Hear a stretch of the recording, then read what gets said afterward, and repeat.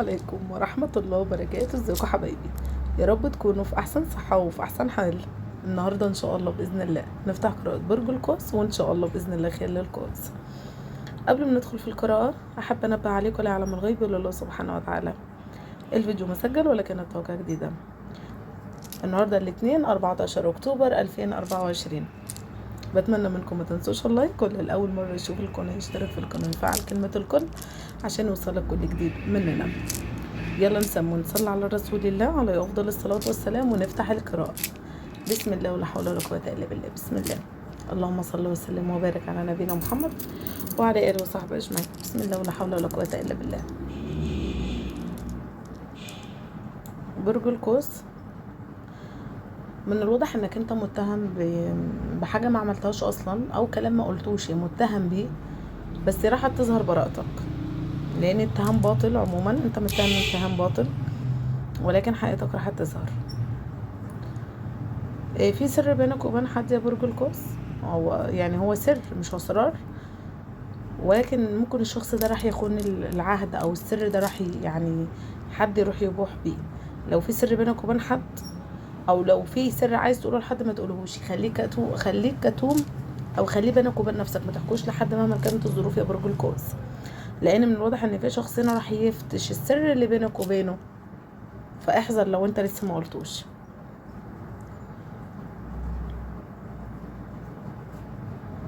هو في هنا حروف كتير، الاحرف دي مغلوبة على امرها، او انت في مكيدة، بس ان شاء الله راح تطلع منها. عندك حرف العين، حرف اللام، الف، حرف الهمزة، حرف النون، وحرف الياء، وحرف الواو، وحرف الجيم، وحرف الب، وحرف الت المفتوحة، والت المربوطة برضو. ان شاء الله باذن الله يا برج القوس عندك ابواب كتير بتتفتح. لو انت مثلا امورك شايف ان انت في ضيقة، او انت مثلا امورك، او انت معاك ناس غامضة في حياتك، او انت مثلا متقفلة معاك شوية من حتة المال، او من حتة السفر، او ايا كانت، حتى لو من العمل، الشغل، ايا كانت فان شاء الله باذن الله راح تتفتح الابواب. معاك مفتاح حلو، معاك ميداليه، فانت راح لعب. بص اقول لك ايه، هتبقى محظوظ الفتره اللي جايه. في عندك هنا لعبه الحظ، او كلمه الحظ بالفعل، فانت هتكون محظوظ الفتره اللي جايه برج القوس. عندك 3 و4، وعندك شهر 3 و4 ده يمكن كان في عهد، او في او في موعد بينك وبين شخص، او بينك وبين شخص، بس الاتمام الامر ده راح يتم عندكم في شهر 3 او 4، او 3 وهيتم في 4. تمام. طب لو قلت لي طب انا مش مدي لحد موعد، او انا مثلا ما كانتش في بيني وبين بعض اتفاق، فانت ممكن تكونوا كنتوا بتحبوا بعض قوي قوي قوي كمان، وراح ترجعوا في الوقت ده، بس ده خطوبة، يا اما كانت علاقة حب مش زواج خالص. وممكن يكون الشخص ده في غربة. تمام. لان من واضح ان في بينكم مسافة بعيدة جدا، مسافة بعيدة. فعندك بالفعل هو هيكون ارتباط رسمي او زواج في شهر 3 و4. شهر 3 و4 ده هيكون بالنسبة لك، هيتم عندك زواج، بس انت هتكون محظوظ الفترة اللي جاية، او انت امرأة هتكون محظوظة الفترة اللي جاية كتير. هيكون معاك الحظ حلو، ويكون الحظ حليفكم ما شاء الله.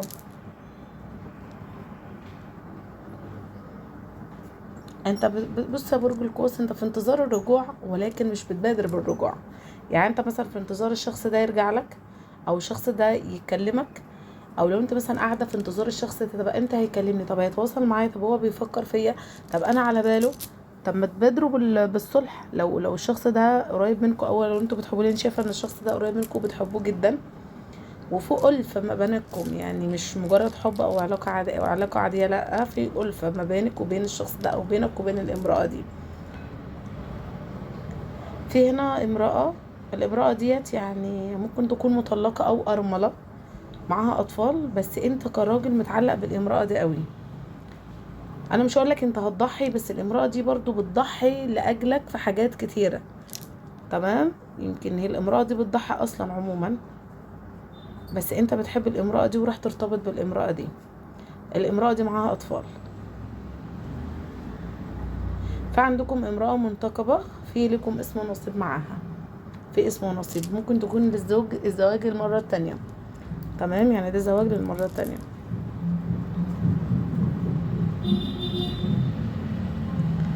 هو في حب يا برج القوس، بس للأسف ما فيش مبادرة، لا من الشخص الطرف اللي بيحبك ولا منك انت شخصيا. فمش عارفة ليه قلة ان انتوا بتحبوا بعض، ولكن في ما فيش مبادرة ما بينكم انتوا الاتنين. يعني علاقة مش مفهومة بمعنى أصح. برج القوس، بادر بالكلام، بادر بالقرب لو انت بتحب الامرأة دي. طب لو انت قلت لي طب انا راجل مثلا وكرامتي مش جايباني ان انا اكلمها، الحب الحب او الارتباط نفسه يعني متهيألي ما فيهوش كرامتي مش جايباني. لو انت ست، بس انا شايفه ان دي علاقه تخص راجل برج القوس. لو انت انا بتحب امرأة في صمت، وبتحبها في صمت فعلا، لدرجة ان انت بتشتاق لها وبتقعد تفكر في خيالك او بتقعد تفتكر منها حاجات اشياء، ولكن مش عارفة ايه المانع اللي هنا، في حواجز كبيرة جدا بينك وبين الامرأة دي.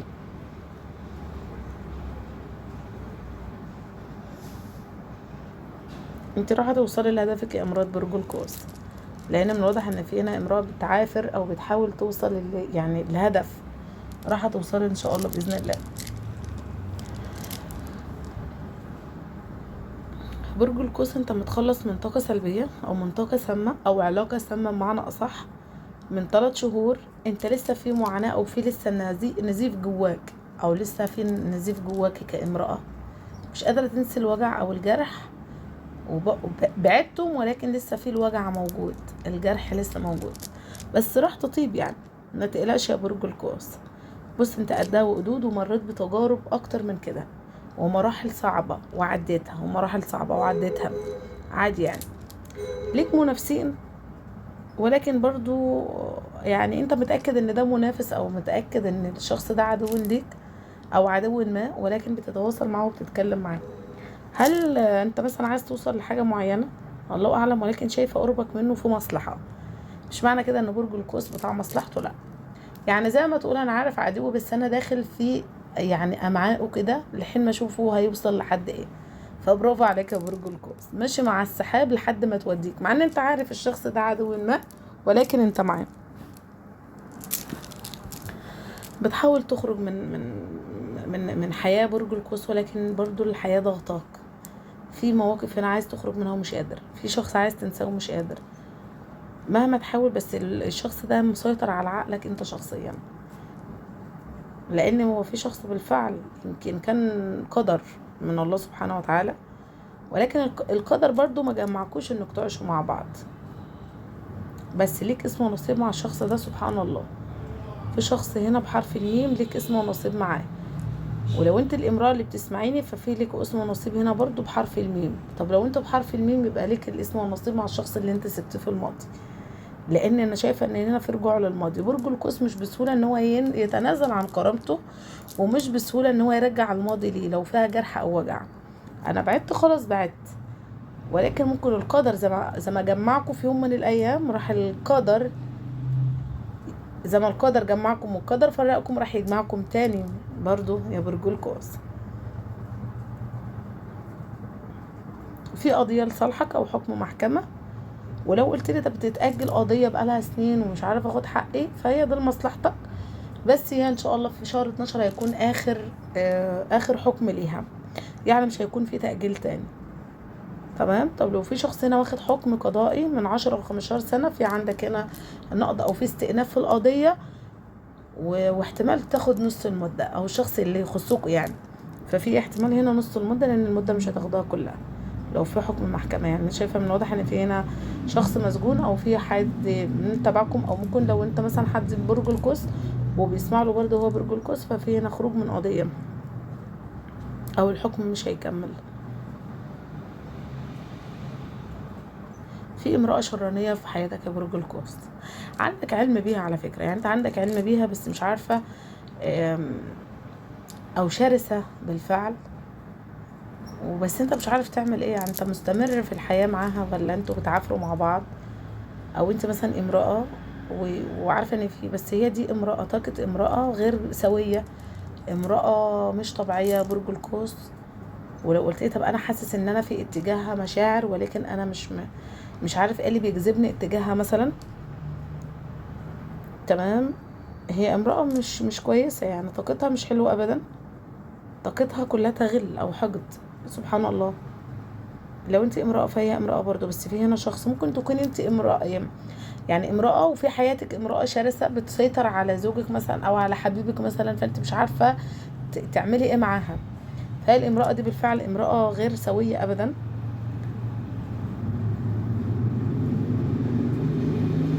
لو في حكم قضائي يا برج القوس ولا قدر الله بالاعدام، ان شاء الله مش هيبقى فيها اعدام. طبعا مش كل الطاقات زي بعضها، انت دي برج او طاقة عامة مش طاقة خاصة، تمام. فخد اللي ينطبق عليك، اللي ما ينطبقش عليك لا قدر الله مش فلا الله ولا فالك. لا حبيبة قلبي او الشخص اللي بيسمعني، مش طاقتك انت وطاقتك لازم مش انت، يعني ده اكيد حكم موجود. فانا بقول لك يعني لو هو اتحكم عليه او اتحكمت عليه، القضيه دي صدقوني راح تطلع براءه، في براءه او في الحكم مش هيكون نفس ما اتنطق الحكم ده. فاطمن يعني، او اطمني يا امراه برج القوس، لان في هنا ظلم، في هنا ظلم. طب لو انت قلت لي طب في شخص احنا كنا مستنيين حكم القصاص فيه، لان الشخص ده مثلا قاتل، كنا عايزينه يقتل او يتقتل مثلا او يتحكم عليه بالاعدام، اقدر ان انا اقول الله اعلم في طاقه هنا بعد الاعدام راح يبقى في نقض او استئناف، تمام. اكيد وضحت الطاقه. هي فرحتك ما بتكملش يا برج القوس لاسباب معينه، وممكن تكون انت طاقه عناد جواك، او الفرصه ممكن هي بتجيلك مره واحده برج القوس في العمر. بس انا اقول لك انت فرصتك بتجيلك كل 5 سنين، بيجيلك فرصه، فانت بتضيع فرص من حياتك. لو قعدت ركزت بينك وبين نفسك هتلاقي كل 5 سنين عدهم على ايدك تلاقي بيجيلك فرصه وانت بتضيعها، فرصه بتيجي تضيعها. هل ده يبقى نحس ولا قدر ولا ايه؟ هو بص، في الاول وفي الاخر طاقه عناد منك، طاقة عناد منك. العناد اخره خسارة كبيرة جدا على فكرة. الابراج النارية دايما عشان بتبقى متشددة او بعزة نفسها وبكرامتها، او عموما في ابراج ترابية وابراج مائية برضو، ولكن في الابراج النارية بتكون يعني بصي مش بتحب التنازلات كتير، بقى بتلاقيها خسرانة، بقى بتلاقيها دايما في الخسائر في الخسائر على طول، لدرجة ان هي ممكن من كتر العناد ممكن يجي على نفسه، او ويكون يعني حاجه بيحبها جدا جدا، بس خلاص طاقه عناد يخليه يخسرها خلاص. يعني العناد انا ما بحبوش يعني، معنى انا عنيده برضه لان انا برج نار، برج الاسد، ولكن يا برج القوس احذر من العناد، لان العناد بيضيعك فرص كتيره وبيضيعك حاجات حلوه كتيره، يعني صعب ان تتعوض مهما كانت يعني. الاستغفار بيغير الاقدار، صلى على النبي كتير يا برج القوس، واقرا الورد. انا شايفه ان انت هنا بتقرا ورد جميل جدا، بس في شخص هنا انت بتتمنى الرجوع لشخص ما، وان شاء الله الشخص راح يرجع لك، لان هو الشخص ده ممكن يكون بتفكروا مع بعض في وقت واحد، بس انتوا بعاد عن بعض، بس في لكم اسم نصيب مع بعض هنا يا برج القوس، لان الشخص ده بيحبك بالفعل وبتخطر على باله طول الوقت. يعني هو مهما كان مشغول او مشغول، ولكن هو برضو انت هو بيفكر فيك، فانت برضو بتفكر في الشخص ده، سبحان الله. ففي عندكم هنا رجوع، وفي هنا رجوع منفصلين لو انتم مطلقين، ففي عندكم هنا رجوع خلال شهور راح ترجعوا، راح باب السعادة هيتفتح لبرج القوس. افهم او افهمي، صدقوني والله العظيم الطاقة ديت يعني قليل لما يعني قليل قوي لما بفتحها لبرج القوس، بس برج القوس بالفعل راح يفتح عنده باب السعادة او باب الخير بالفعل. ربنا يوفقكم جميعا. انا عارفة ان برج القوس في ناس عاشت معاناة كتيرة وعاشت يعني وقت صعب كتير جدا، ولكن هانت يعني يا برج القوس، راح ربنا يعني يجبر بخاطرك والله. اكتفي بالقراءة، وان شاء الله باذن الله لما انطبقش على القراءة ينطبق عليه الفيديو القادم ان شاء الله باذن الله، واشوفكم على فيديو جديد، والسلام عليكم ورحمة الله وبركاته.